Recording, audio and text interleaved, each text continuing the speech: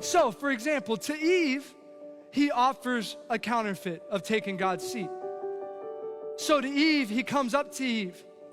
And here's the thing, remember, the counterfeit is always a good imitation. And so oftentimes we think that he's gonna bring us a counterfeit that looks like trash. But oftentimes the counterfeit doesn't look like trash. It has a form of godliness, but it isn't God's will. And so he comes to Eve and he says, did God really say? And he says, look at it, doesn't it look good? And watch me, God or Satan, what he likes to do is he likes to change what you see about what God said. And so he wants to take what God said and he wants to get you to get a different perspective about it.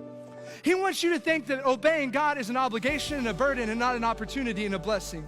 He wants to think that God's holding out. He wants you to think that God's keeping something from you. And so he wants to bring you a counterfeit of, did God really say?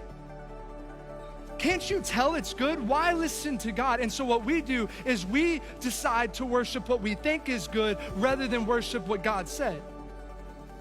And I just want to remind us today, in the spirit of grace, not in the spirit of shame, but in the spirit of grace, any area of our lives where we have decided that we are going to live in an idea or a belief that something is good, that is contrary to what God says, we are going down a path of deception and we are going down a detour and we are departing from the goal that God has for our life to advance his kingdom into every nook and cranny of our life. And so, we've got to see it right.